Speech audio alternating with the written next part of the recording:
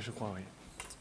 Bien, alors nous allons tout de suite entamer la dernière ligne droite de notre journée en évoquant des questions, alors là, extraordinairement contemporaines. Ce sont des questions qui se sont posées dans le passé, évidemment, et qui, on l'a d'ailleurs vu ce matin, mais qui se reposent sans doute aujourd'hui à nouveau, avec un certain nombre d'évolutions du paysage religieux en France. Alors, nous allons écouter deux interventions. Alors, tout à l'heure, j'ai présenté les intervenants par leurs fonctions académiques. Je dois quand même dire une chose, c'est que ces deux intervenants que vous avez devant vous n'ont pas que des fonctions académiques. Et je crois pouvoir dire qu'ils parlent d'expérience. Alors, je serais bien en peine d'expliquer exactement ce qu'ils ont fait. Mais en tout cas, sachez qu'ils ont tous les deux participé, ou ils participent tous les deux à des processus. Je crois que vous participez à la formation des imams, c'est ça? Voilà, vous dirigez même une formation d'imam en France. Et vous, Thierry? Oui, j'ai passé ça. Oui, non, j'ai suivi ça à la fois quand j'étais au ministère, parce que c'est nous qui avons enclenché ça à l'époque. Et puis au ministère de l'Éducation nationale. Exactement, de l'Éducation nationale et de l'enseignement supérieur de la recherche. Et puis également au DU de Strasbourg, qu'avec Francis Messner, nous avons... un DU. Vous allez en parler un petit peu ou... Je vais en parler un petit peu, mais Mathilde va en parler aussi un petit peu. Et... Ah oui, non, mais je parlerai de Strasbourg, effectivement. Oui, non, bien sûr, mais c'était plus sur l'aspect islam. D'accord.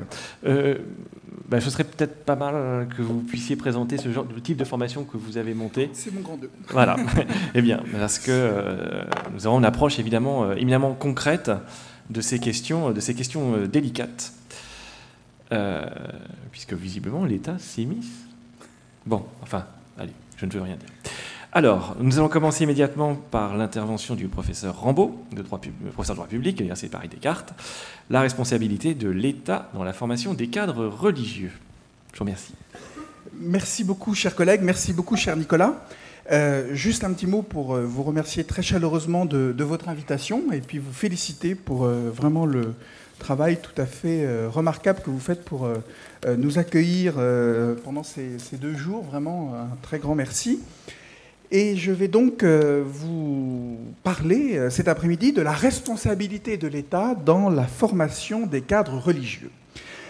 Alors, je voudrais introduire mon propos par une référence à un livre que j'ai récemment relu pour préparer cette intervention. Livre qui porte sur un échange entre le grand philosophe allemand Jürgen Habermas et Joseph Ratzinger, qui, comme vous le savez, est le futur pape, fut le pape Benoît XVI. C'est un échange extrêmement intéressant entre deux conceptions de la place des religions dans la société, des relations entre la raison et la religion. Et il y a dans cet ouvrage qui s'appelle « La dialectique de la sécularisation », qui est un ouvrage qui est apparu en 2010, je vise plus particulièrement les pages 65 à 85 pour ce propos, est extrêmement, je pense, intéressant pour comprendre pourquoi on peut parler, selon moi, d'une responsabilité de l'État dans la formation des cadres religieux. Dans cet échange, le célèbre philosophe Jürgen Habermas n'hésite pas à dire, lors de cet entretien à Joseph Ratzinger, quelques mois avant que ce dernier ne soit désigné comme successeur de Pierre, combien la contribution des religions lui paraît extrêmement précieuse à la survie des sociétés sécularisées. Des citoyens sécularisés, quand ils assument leur rôle de citoyens, n'ont pas le droit de dénier à des représentations religieuses du monde un potentiel de vérité présent en elles, ni de contester à leurs concitoyens croyants le droit d'apporter dans un langage religieux leur contribution au débat public. Une culture politique libérale, ajoute Jürgen Habermas, peut même attendre des citoyens sécularisés qu'ils participent aux efforts pour faire passer des contributions pertinentes issues du langage religieux à un langage public accessible. Jürgen Habermas, dans ses textes, souligne ainsi à quel point est essentiel l'apport des grandes religions à la compréhension des fondements moraux prépolitiques d'une société libérale, et à la consolidation des valeurs qui doivent constituer le soubassement d'une société politique. C'est à travers ce prisme-là, celui de la contribution des grands monothéismes à la compréhension des enjeux publics actuels, qu'il me paraît nécessaire de saisir le rôle de l'État, l'importance du rôle de l'État dans ce sujet de la formation des cadres religieux. Si l'on n'admet pas ce postulat de départ, on risque effectivement de constater, d'admettre qu'un État qui se préoccupe de la formation des cadres religieux est un État, pour reprendre ton expression, cher Nicolas, qui s'immisce. Un État qui méconnaît la liberté d'organisation des cultes et des collectivités religieuses. En revanche, si l'on admet que nous sommes dans une société caractérisée par la fin d'un consensus unitaire sur un certain nombre de valeurs ou de principes en commun, et sur la nécessité de créer du sens par l'échange d'idées, l'échange d'arguments, alors, dans ces conditions, la place des religions doit pouvoir être reconnue comme contribuant, comme étant certes une seule contribution, mais une contribution importante à ce débat commun et à cet enjeu qui est celui de la nécessité de trouver des fondements communs au vivre ensemble dans une société moderne. Par voie de conséquence,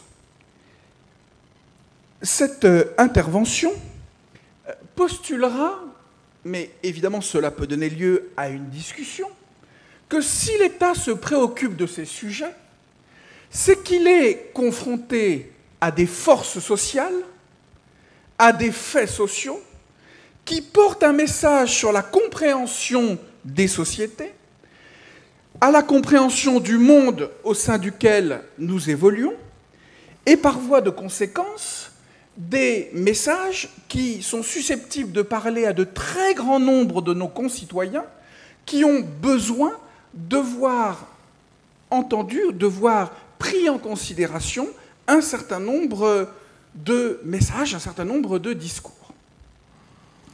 Alors vous allez me dire, mais comment peut-on articuler cela avec ce principe qui est un principe essentiel, qui est celui de la neutralité de l'État, de la neutralité confessionnelle de l'État? Est-ce que ce postulat ne constitue pas une violation de la neutralité de l'État?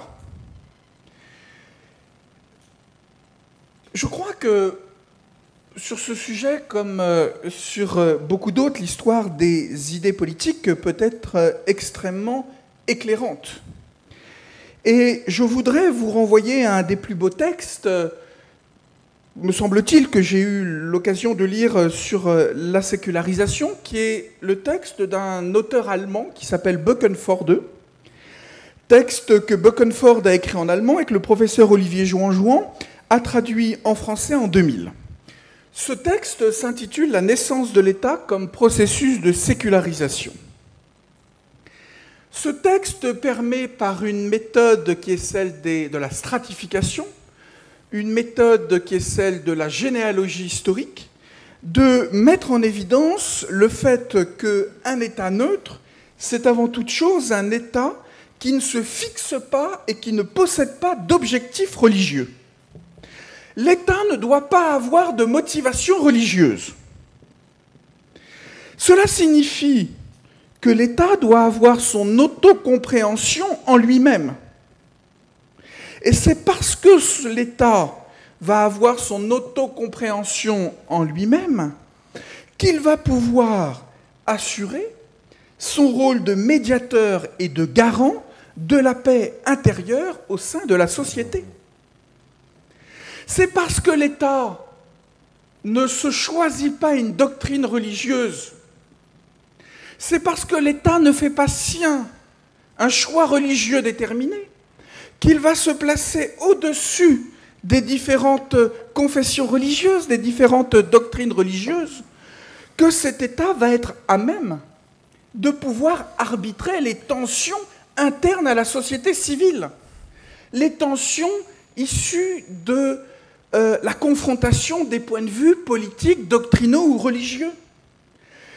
C'est ce qu'avait si bien compris le roi Henri IV, roi de France, lorsqu'il a incontestablement su accompagner ce basculement dans l'histoire de France entre un État strictement confessionnel et un État à la tête duquel se trouve un souverain qui, certes, a une confession religieuse bien affirmée, et il y a bien une religion d'État, mais qui considère qu'il doit être avant toute chose une autorité politique, et qu'à cet égard, il faut distinguer entre l'appartenance personnelle à une religion et les enjeux qui sont ceux de l'ensemble du royaume dans sa diversité religieuse.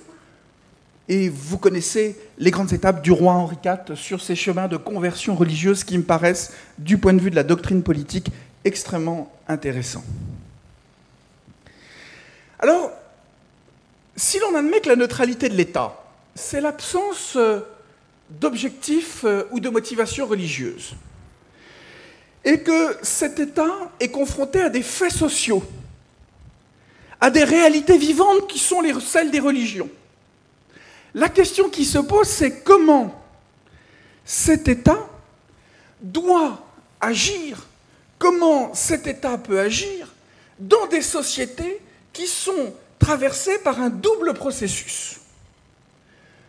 Le premier processus, c'est incontestablement, et la chose nous a été très bien dite, c'est le processus de sécularisation qui est en train, ou qui, en tout cas, a constitué et qui constitue tout un pan de l'histoire moderne des États européens et même au-delà. Nous sommes dans des sociétés où de plus en plus une dissociation se constitue entre les convictions individuelles des uns et des autres, d'une part, et d'autre part, la politique d'État. Aujourd'hui, les politiques des gouvernements européens ne sont plus des politiques gouvernées par des motifs religieux ou confessionnels. Le deuxième élément, à côté de la sécularisation, c'est le pluralisme. C'est la gestion du pluralisme, qui se constitue, me semble-t-il, ce pluralisme par un triple biais. D'une part, une phase de désinstitutionnalisation du mode du croire. Désinstitutionnalisation du mode du croire, c'est-à-dire que de plus en plus, on veut croire sans appartenir. On veut croire parce que les questions existentielles sont toujours là. Parce que les questions de fond sur le sens de l'existence humaine sont toujours là. Mais en même temps, l'on ne veut plus de ces contraintes. Rome, les grandes religions monothéistes avec leurs prescriptions religieuses, alimentaires, leurs prescriptions sur tous les domaines du champ de la vie sociale. Le deuxième élément, c'est la transformation du paysage religieux.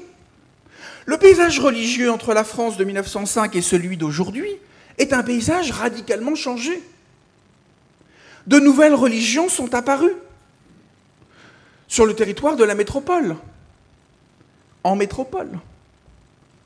L'islam est devenu la deuxième religion de France.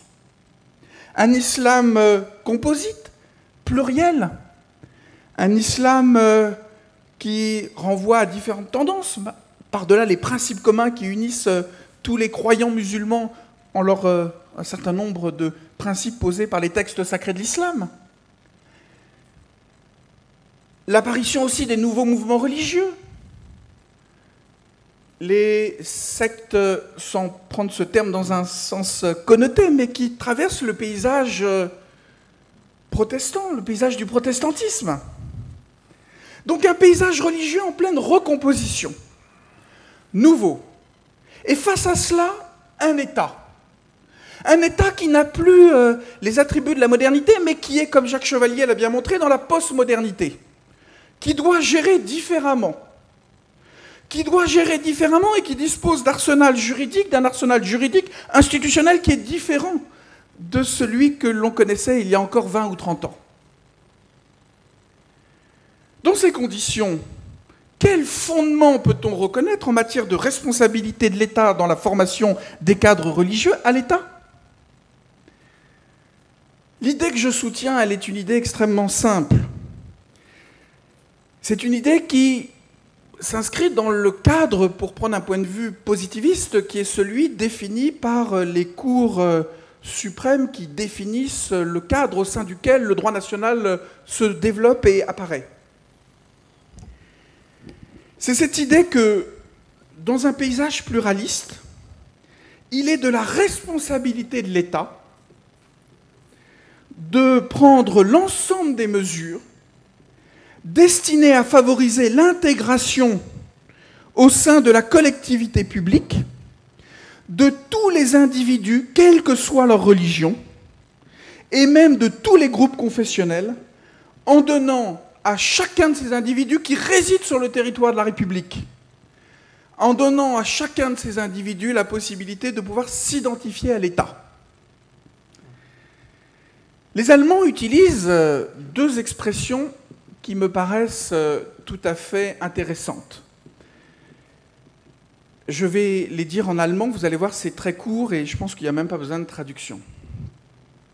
La première expression, c'est « Der Staat ist Heimat aller Bürger », c'est-à-dire c'est la terre, le Heimat, la terre natale, la terre d'appartenance de tous les citoyens.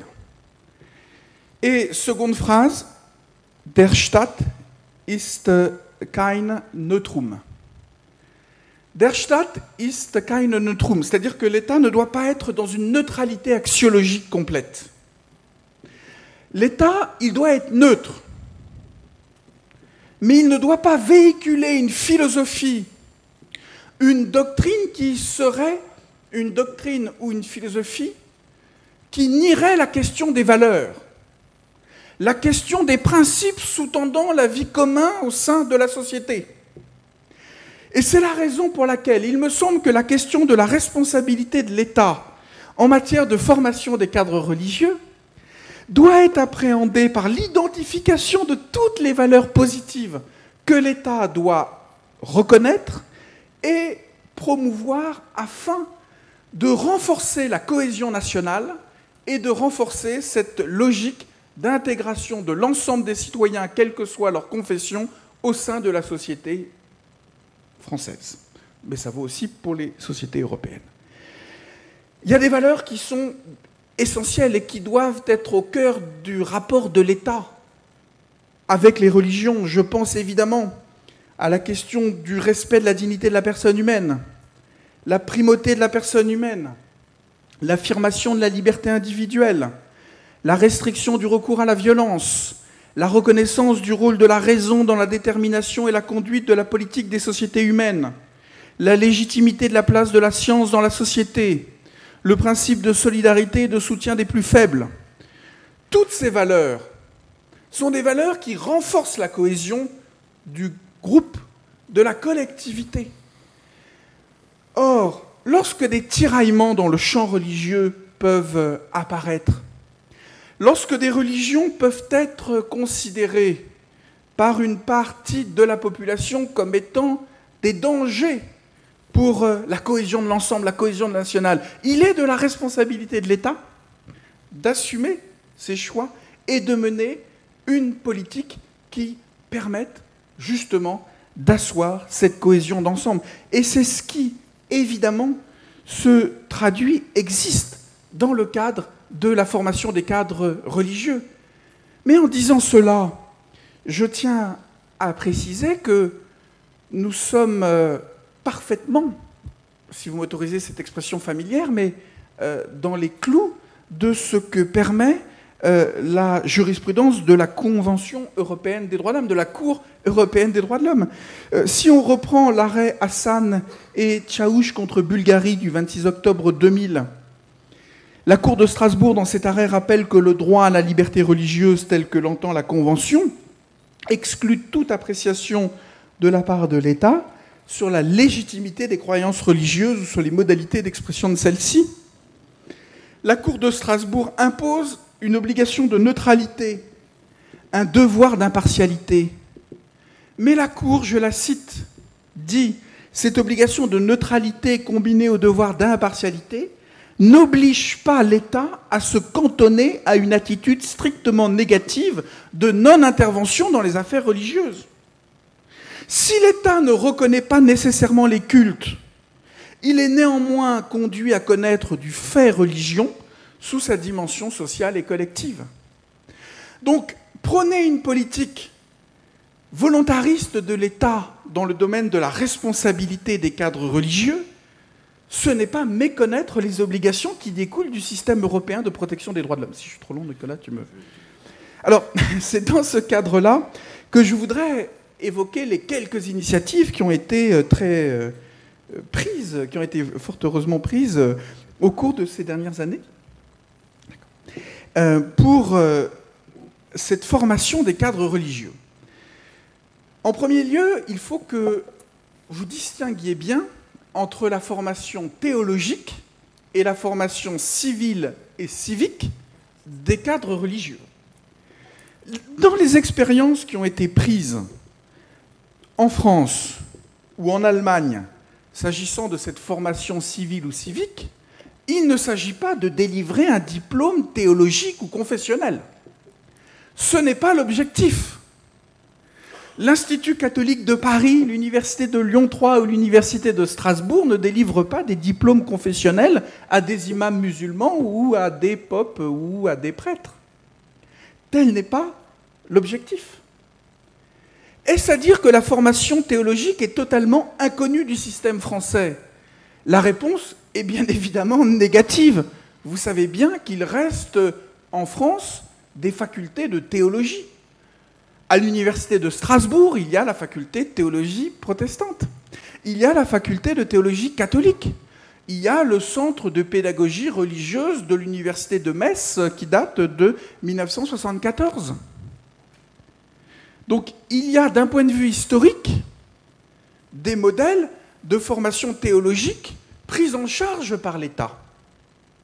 Mais ces modèles, aussi intéressants qu'ils puissent être, et aussi présents puissent-ils être en droit comparé, puisque en droit comparé, en Autriche, en Allemagne notamment, il y a des facultés de théologie au sein des universités publiques, ces modèles ne sont pas directement ceux qui, aujourd'hui, doivent, me semble-t-il, nous interpeller, nous autres juristes français. Et donc il y a à côté de cette formation théologique, une formation qui évidemment intervient moins dans le domaine de la libre organisation des cultes et qui est le domaine de la formation civile ou civique. Et là, je voudrais citer les 3 expériences qui se réalisent et qui ont vocation à la généralisation. Mathilde, Philippe Gay le sait bien. Les 3 expériences qui ont vocation à cette généralisation. Le modèle, en premier lieu, de l'Institut catholique de Paris, qui s'appelle, avec un DU, qui s'appelle Interculturalité, laïcité et religion.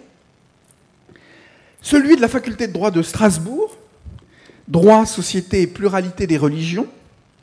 Et celui, mais Mathilde en parlera beaucoup mieux que moi, celui de la faculté de Lyon, qui s'intitule, en lien avec l'Université catholique de Lyon, et puis d'autres acteurs, hein, le Conseil régional, l'Institut français de civilisation musulmane, religion, laïcité religieuse et État. 2 remarques par rapport à cela, parce que je voudrais rester dans le temps. Première observation, vous allez me dire, mais que viennent faire les catholiques sur ces sujets? Car tout le monde pense, quand on parle de ce sujet, mais responsabilité des cadres religieux, si la question se pose, c'est principalement pour la formation civile et civique des imams qui ont pu être formés à l'étranger et avoir un diplôme de théologie au Maroc, en Turquie, en Algérie, etc. Que viennent donc faire ici? Que viennent donc faire ici les catholiques? Qu'est-ce qu'ils viennent faire ici? Eh bien, ils viennent faire, je vais dire les choses de manière très directe, ils font le job que pendant très longtemps les universités d'État n'ont pas su faire. Si l'Institut catholique de Paris s'est mis sur le sujet, c'est parce que des projets avaient été refusés par de grandes universités, notamment comme Paris 4.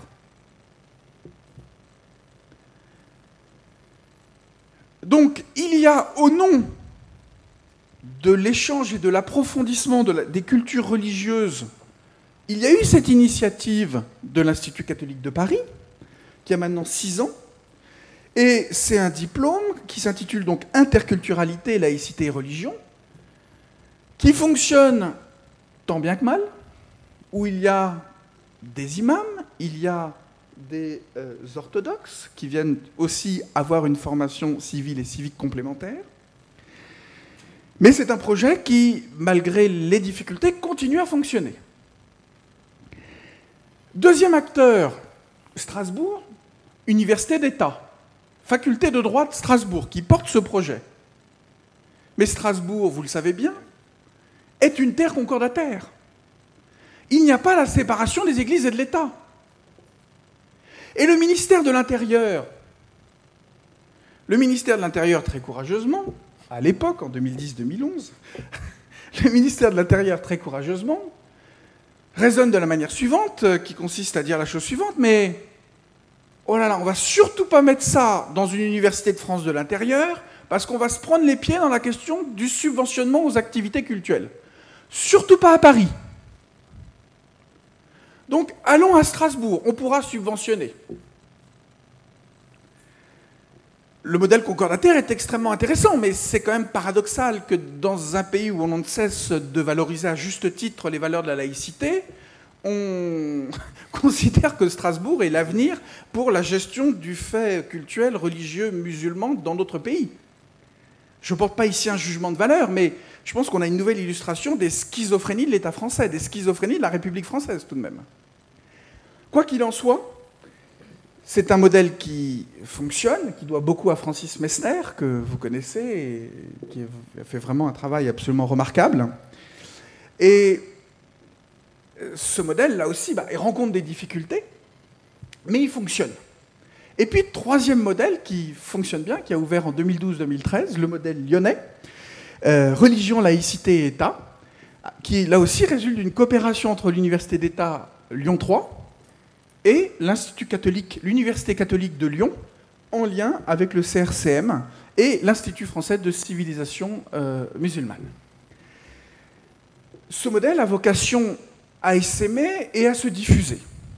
M. Messner a d'ailleurs rendu il avait été mandaté sous l'ancienne équipe. Il avait été mandaté sous l'ancienne équipe et il a remis son rapport aux deux ministres, M. Valls à l'époque et Mme Fioraso, ministre de l'Enseignement supérieur et de la Recherche. Alors le problème, c'est que je crois que le rapport a été remis vraiment à une période où il y avait le changement de gouvernement, donc voilà, c'est un peu compliqué.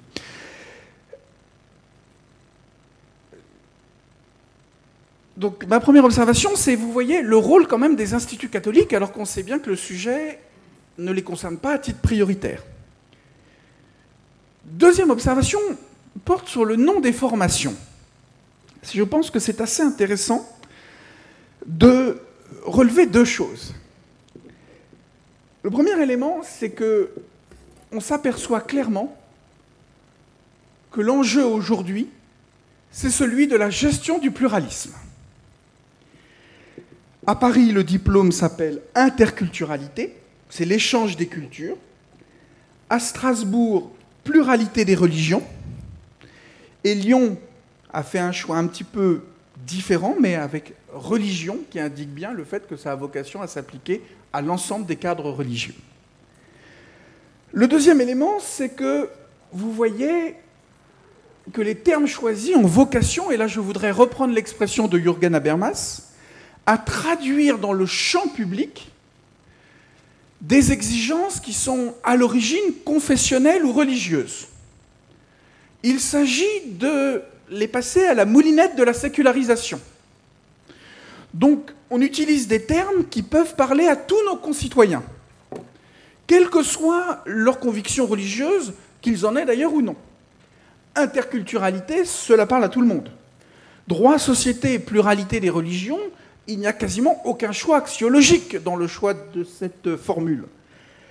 Quant à Lyon, c'est la même chose. Religion, laïcité religieuse et État, ce sont des mots communs qui sont utilisés et des mots dans lesquels chaque citoyen de la République peut se retrouver. Chaque personne peut se retrouver, quelle que soit sa confession religieuse.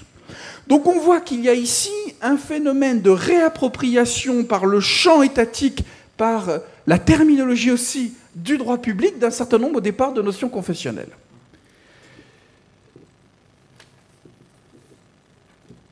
Le troisième point, Pardon, j'en avais annoncé 2, mais comme le président m'a très généreusement accordé quelques minutes, quelle erreur. Le 3e point, c'est que vous vous apercevez, et ça je peux en témoigner pour l'expérience de Strasbourg, c'est que le choix des mots, à chaque fois on a 3 mots. Regardez nos formations de master. C'est très rare que dans ces formations de master, on ait un alignement de mots. C'est, je crois, un témoignage de la difficulté de qualifier les choses. Y a-t-il une notion unique? Y a-t-il un concept au sein duquel on pourrait subsumer l'ensemble de ces réalités? L'énumération n'est jamais bon signe.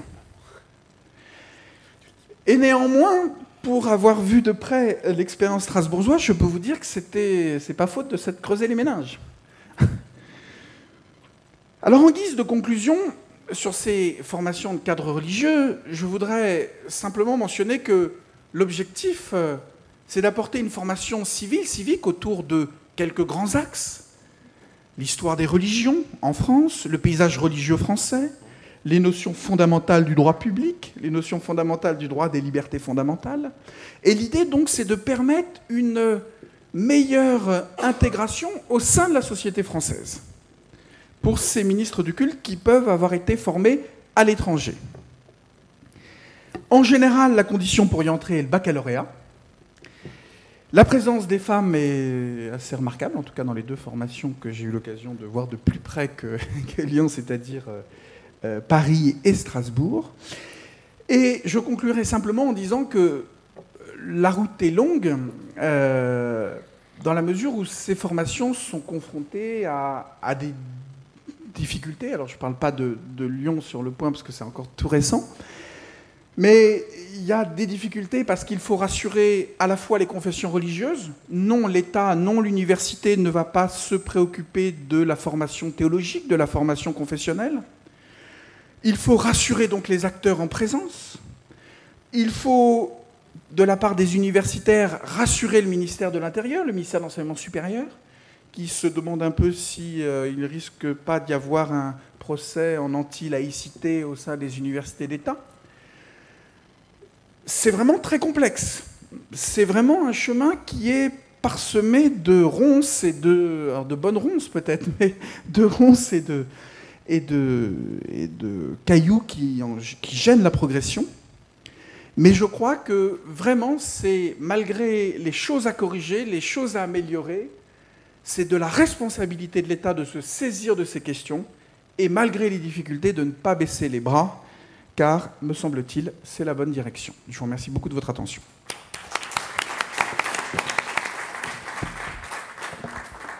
Bien, merci pour ce vibrant plaidoyer de l'implication de l'État dans la formation des cadres religieux. Alors vous avez quand même compris, hein, si j'ai bien compris, donc ce sont les catholiques qui s'occupent de l'éducation civique et de la laïcité, c'est bien ça? Pas partout, oui, enfin quand même. Et puis ensuite, que l'État utilise une sorte de zone franche de laïcité, par exemple le statut d'Alsace-Moselle, pour créer des laboratoires. Mais alors comment ces laboratoires pourront se diffuser? Parce que vous n'êtes pas à Lyon, si je ne me trompe, dans le statut concordataire, non, on est d'accord. Dans le cas, vous ne le savez pas. Bien, alors je vais immédiatement...